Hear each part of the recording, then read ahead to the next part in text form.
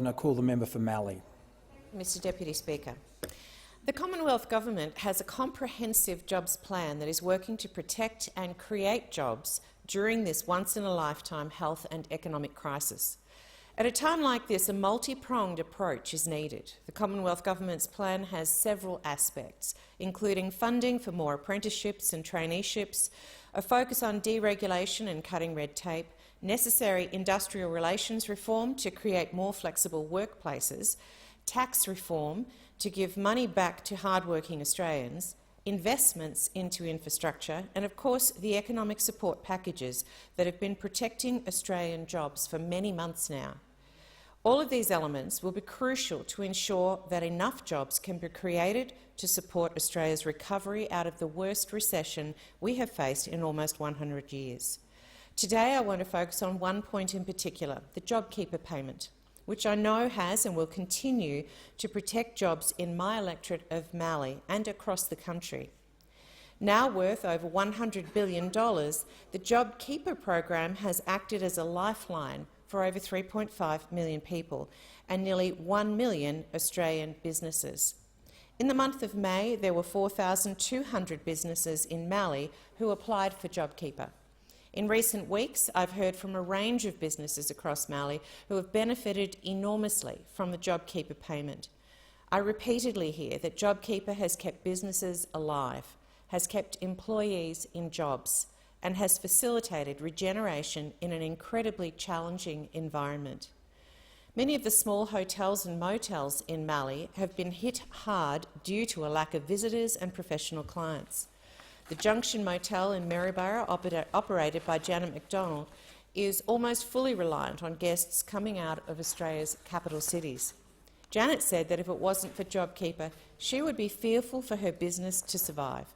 Janet was desperate for an extension of the JobKeeper payment when I spoke to her in July, and I was glad to later inform her of the extension to the program.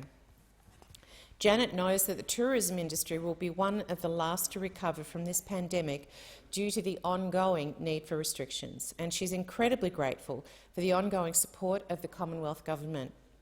I've also heard from Brian Wood, the Director of Wood & Co Real Estate in Swan Hill. His business has been affected by reduced rental income as they negotiate rental relief for commercial and domestic tenants due to the pandemic. 7 of Brian's staff have been retained in the JobKeeper payment. Another business in Swan Hill is Tan's Tuckerbox, owned and operated by Tanya Hovenden. Tanya told me that her business would be closed without JobKeeper. She said that payment was a lifesaver at the start of the pandemic when everything was so uncertain. Trade at her business is still variable due to ongoing restrictions, and she still needs JobKeeper to survive. Tanya has been able to retain 2 staff with the payment and is now confident she will be able to trade out of this crisis into a healthy position. Mr Deputy Speaker, I also want to welcome the significant infrastructure investments that are being made around the country. My electorate of Mallee has received funding for 5 projects totalling $4.2 million. These projects include the Charlton 2020, Birchip Streetscape, Bullock Roads of strategic importance, projects in Bullock Shire Council, as well as Stage 1 of our game plan in Swan Hill with its Rural City Council, Oyen Livestock Exchange in Mildura Rural City Council and Woodbine accommodation facilities in Yarriambiack Shire Council. The 12 local government areas in my electorate have also received $18 million in new funding through the Local Roads and Community Infrastructure program. I know that councils in Mallee are putting this money towards priority projects that will create jobs in the short and the long term.